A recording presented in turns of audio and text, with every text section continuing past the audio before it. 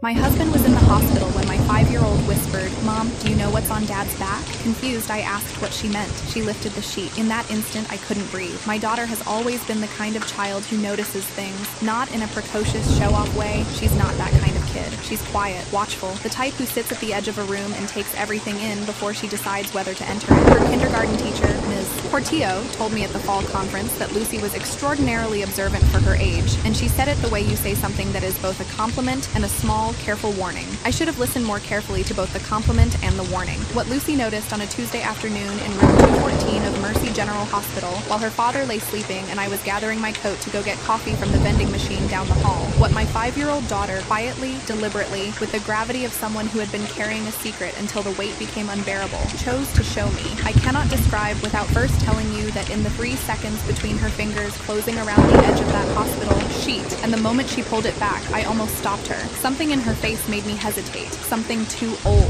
too certain. I didn't stop her. She pulled the sheet down slowly, to his waist, and turned to look at me. I looked at my husband's back. My legs went. I caught myself on the bed rail and stood there and stared, and the sounds of the hospital, the intercom, the squeak of rubber soles in the corridor, the distant beep of a monitor, all of it went very far away, like someone had turned down the volume on the world to help me concentrate on what I was seeing. On Ethan's lower back, just above the waistband of the hospital gown, there were markings, not a bruise. I know what bruises look like, and I know what fading surgical scars look like, and I know the various topographies of a body I had slept beside for 9 years. This was none of those things. Symbols, numbers, a sequence, neat and dark and raised against the skin, like something pressed in deliberately, permanently, like a stamp of ownership on livestock. "Mom," Lucy said quietly, "I saw it at home. He told me not to tell you. 5 years old, keeping that secret for him." I want to tell you that my first feeling was fear for my husband. It wasn't. My first feeling, and I have been honest about this in the therapy sessions that followed, with a woman named Dr. Carla Metz, who has spent 15 years specializing in trauma and coercive relationships, was a very specific kind of grief, not for what was on his back, for what was in my daughter's face when she said those words. He told me not to tell you. Whatever was happening to Ethan, Lucy had been inside it too. She had been made to carry it, quietly, alone. At 5 years old, my daughter had been recruited as a keeper of her father's secrets, and the weight of it was sitting right there in her eyes. That was what broke me open. Everything else, the fear, the investigation, the nights at my sister's, the messages on the phone, the man named Darren with his Little League trophies and his LinkedIn profile, all of that came after, but it started there, with Lucy's face. Let me back up. Ethan and I had been married for 9 years when this happened. We met in graduate school. He was studying supply chain management, I was finishing a master's in public health, and we were the kind of couple who got together fast and stayed together quietly, without drama or rupture, building a life that looked, from the outside and mostly from the inside too, like something solid. A 2-bedroom house in Crestwood, a Honda CRV we paid off early. Lucy, born the year I turned 30, who had her father's eyes and my stubbornness. Ethan worked in logistics coordination for a manufacturing company called Vantage Group for 6 years. He was good at it, methodical, detail-oriented, the kind of person who color-coded his calendar and read contracts before signing them. He made $74,000 a year, which combined with my salary as a health program coordinator for the county made us comfortable. Not wealthy, comfortable. The mortgage, the daycare, the savings account we added to every month, the annual trip to see my parents in Tucson. Then Vantage Group restructured. March of last year, 42 people let go in a single afternoon, which I have since learned is called a workforce realignment, when companies do it, and a Tuesday in March that changed everything when it happens to your family. Ethan was calm about it. More calm than I expected, actually. He said he had savings to cover us for 4 months. He had contacts. He'd find something. And he was trying. I saw the LinkedIn activity, the emails from recruiters, the cover letters he worked on at night after Lucy went to bed. I saw the trying. What I didn't see was what happened when the trying stopped working. 8 months. That's how long it takes for a careful, methodical man to get desperate enough to answer an ad for warehouse logistics work, flexible hours, cash pay, posted on a community board by a man who goes by Darren. I didn't know any of this. Not a word, not a suggestion. For 8 months, while I deposited my paycheck and paid the mortgage and took Lucy to soccer and made dinners and said, "How was your day?" across the kitchen table, my husband was living in a parallel reality that had its own geography and its own rules, and it turned out its own methods of enforcing them. Looking back, and I have looked back so many times that I've worn the path smooth, I can identify the red flags. I'm a public health professional. I know how to assess risk. I know how to recognize behavioral changes and stress indicators, but I was inside it, which is exactly the environment in which those skills are hardest to apply. He started taking the car at odd hours. I told myself job leads, networking, things he didn't want to talk about until they were real. He began sleeping in the guest room, saying he was restless and didn't want to wake me. I told myself stress, which was real and apparent and seemed like a complete enough explanation. There was a 3-week stretch in August when he was distracted in a way way that felt different from the job search distraction, quieter, more internal, and I asked him once, directly, if something was wrong, and he said no, and I believed him, because in 9 years he had not lied to me about anything significant, and I had not yet updated my model of who he was. The hospital was a Thursday in November. Ethan had come home late the night before, pale and not quite right, said he'd pulled something in his back at work, went to bed early. By morning he couldn't stand straight. By 10 a.m., the pain was bad enough that I drove him to the ER while my sister Pam watched Lucy. The intake nurse asked what happened, and Ethan said he'd strained his back lifting boxes. The attending physician, Dr. Marcus Webb, not the same Marcus Webb from another story, but the name echoes, which life sometimes does, diagnosed a grade 2 muscle strain and recommended rest and ibuprofen, and potentially a follow-up with an orthopedic specialist if it didn't improve. They admitted him overnight for pain management and observation because his blood pressure was elevated and they wanted to monitor it. I went home that night. Pam stayed with Lucy. The next morning I brought Lucy with me to visit because she'd asked to see Daddy 3 times before 8 a.m. and I didn't have the heart to keep saying later. She held my hand all the way up in the elevator. She was very quiet. I should have read that quiet more carefully. Ethan was sleeping when we arrived. Lucy climbed onto the chair beside the bed and studied her father's face with that particular gravity she reserves for things she's trying to understand. I sat on the other side and answered some emails. The room was ordinary. Beige walls, fluorescent light, the kind of institutional quiet that makes you feel slightly outside of real time. I was reaching for my coat, thinking about the vending machine coffee, thinking about nothing much, when Lucy said, in a voice so small I almost missed it, "Mom, do you know what's on Dad's back?" I stopped. Something in the way she said it. Not curious. Careful. The way you speak when you've been holding a sentence ready for a long time and have finally decided it's safe to say it. What do you mean, Luce? She didn't answer right away. She looked at me and then at Ethan and then back at me. And then she reached out slowly and curled her fingers around the top edge of the hospital sheet. I almost told her to leave it. Some instinct, protective or perhaps self-protective, almost made me say, "Leave it, sweetheart. Daddy's sleeping." I don't know what stopped me. Maybe the look on her face. Maybe some part of me already knew that the reason she was asking this particular question in this particular careful voice was because the answer mattered. She pulled the sheet back, and I saw it. I stood at that bed rail for what felt like a very long time, but was probably 30 seconds. The markings were on his lower back, left of the spine, approximately 4 inches by 3. Dark ink or pigment pressed into the skin in a way that was raised and textured to the touch. I did reach out. I did touch it, once with 2 fingers, because my brain needed the tactile confirmation that what my eyes were seeing was real. The symbols were alphanumeric, a letter sequence, then a dash, then a 4-digit number, then another sequence. Neat, deliberate. Not the work of a moment or an impulse. This had been done to him intentionally, by someone who wanted him to carry it, Lucy said, in the same small, careful voice. I saw it at home, when he was getting dressed. He saw me see it, and he said, "Don't tell Mommy." The room was very quiet. Ethan's eyes opened. He saw my face, and his expression went through 3 things in approximately 1 second. Recognition, calculation, and then something that collapsed into resignation. He pushed himself up, hissed sharply, and fell back against the pillow. His face was the color of chalk. "What is that?" I said. It was not a question. "Lucy, sweetheart, can you go ask the nurse for some water?" "No,"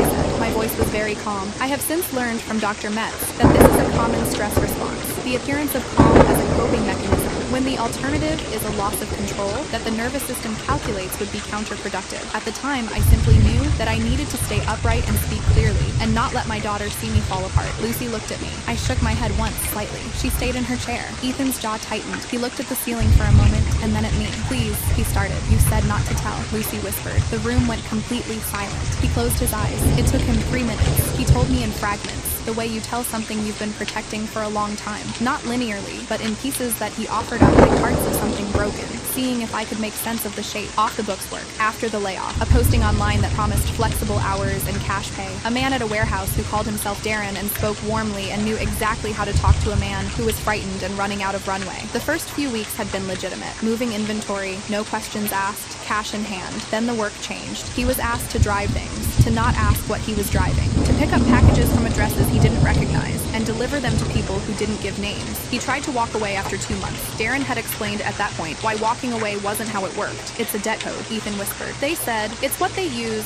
so that no one takes you unless they know who owns you. So their people know you're spoken for. Owns." I put my hand flat on the bed rail because I needed something solid. "How long?" I asked. 8 months. I looked at my daughter, who was sitting in the bedside chair with her hands folded in her lap, and the expression of a child who has been waiting for a very long time for the adults in the room to catch up to what she already knows. "Are they threatening us?" I said. Ethan said nothing. The look on his face was the answer. "They know our address," he said, quietly. I tried not to give it to them, but they had it. They showed me our house, our street, Lucy's school. The sound of the hospital came back at full volume. The intercom, the footsteps, the distant beeping, and I stood in it for approximately 4 seconds, and then I kissed the top of Lucy's head, and I walked out of the room and down the hall to the nurse's station. Calm voice, clear words. I need hospital security and a social worker. Right now, my husband has non-medical markings on his body, and we have reason to believe our family is being threatened. The charge nurse, a man named Terrence, tall, steady, with the unflappable energy of someone who has absorbed a great many urgent statements in his career, picked up the phone before I finished the sentence.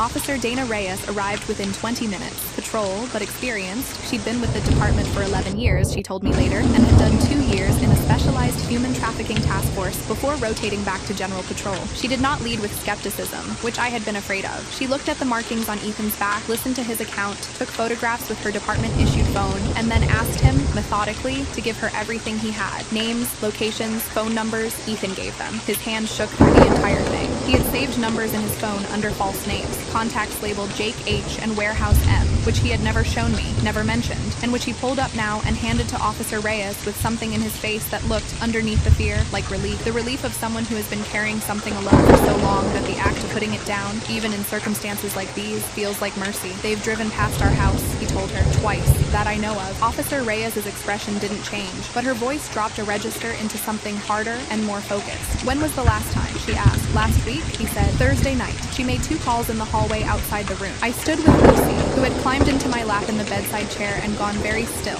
her face pressed against my collarbone, and I held her with both arms and stared at the floor and let myself feel, for exactly 1 minute, everything I had been not feeling since I walked into that room. Then I stopped. There would be time for the feeling later. Right now, I needed to move. We did not go home that night. I called my sister Pam while Officer Reyes was still in the room, and Pam, who is 4 years older than me, has the practical efficiency of someone who has managed crises for a living, and asked exactly 2 questions before saying, "Come now," had the guest room ready by the time Lucy and I arrived. Ethan stayed admitted, not for the back strain, for safety. Officer Reyes had been direct about it. The hospital was a documented, observable location, and until they had more information, it was safer than a house these people already had the address to. Before I left, Ethan grabbed my hand. "I'm sorry," he whispered. "I thought staying quiet would keep you safe." I looked at him in that bed, pale, marked, ashamed, frightened, and I felt something harden in my chest that has not entirely softened since.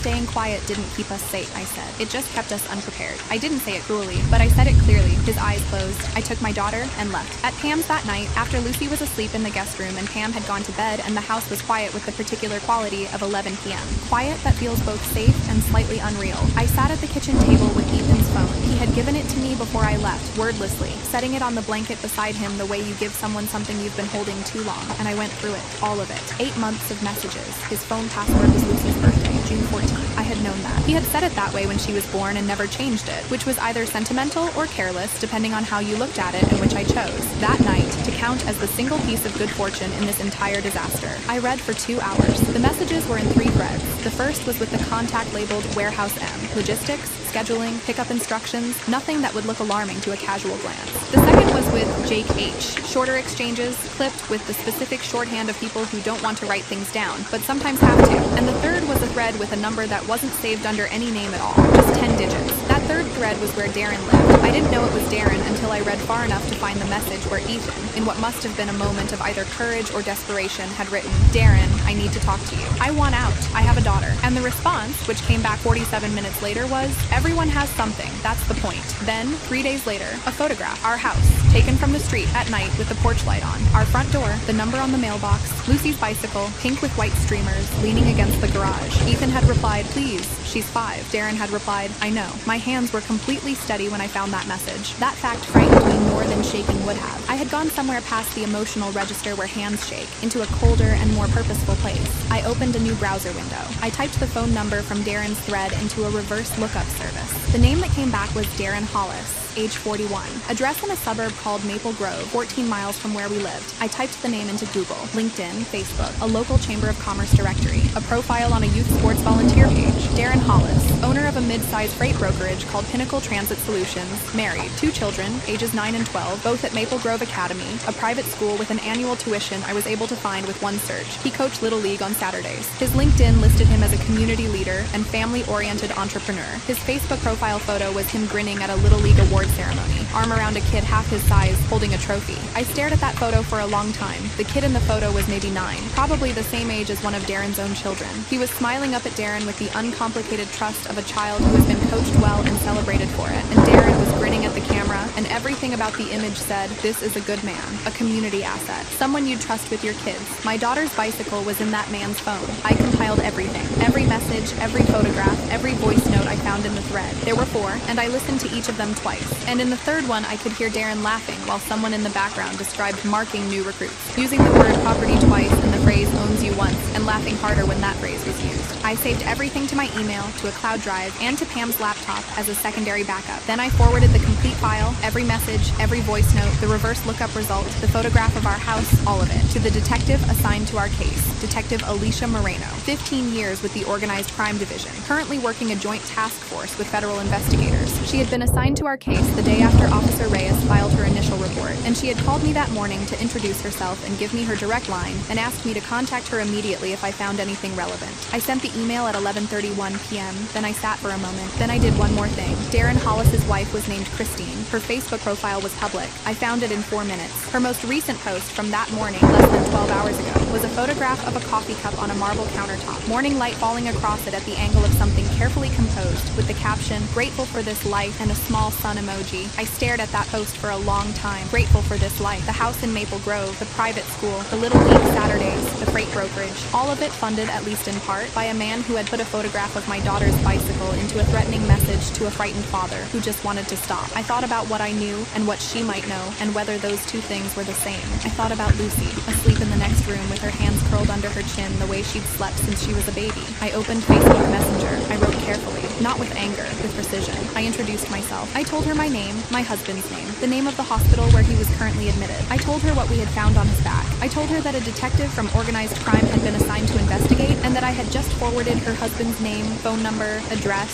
and 8 months of documented messages to that detective. I told her that I was writing to her not to threaten or accuse, but because I was a mother, and she was a mother, and I believed she deserved to know what was coming before it arrived at her door. I told her that her children deserved a mother who had the chance to prepare. I ended by including Detective Moreno's direct phone number, in case she wanted to call before calling a lawyer. I read it over twice. I changed 2 words. I sent it at 11:42 p.m. At 11:47, the message marked as read. 3 dots appeared, disappeared, appeared again. I put the phone down and went to check on Lucy, and when I came back 5 minutes later, there was a reply. I won't reproduce it word for word. What I will tell you is that it was 2 paragraphs long. The first paragraph said that she needed more time to process this. The second paragraph said that she had known, for approximately 14 months, that something was wrong, and that she had asked Darren directly twice and been told twice that she was imagining things. She was not imagining things. She called Detective Moreno at 8:14 the following morning. I want to give you the full accounting, because I know you're waiting for it. Detective Moreno called me 4 days later. I was at Pam's kitchen table again. Lucy was at school, the pickup code in place, Pam's neighbor on standby for secondary pickup if anything felt wrong, and I answered on the first ring. I want to update you on where we are, she said. She had that specific cadence of a law enforcement professional delivering good news in a way that doesn't inflate it, measured, factual, with the slight undercurrent of someone who has been waiting to make this call. The messages I had forwarded, combined with Christine Hollis's voluntary cooperation and the phone records she had provided access to,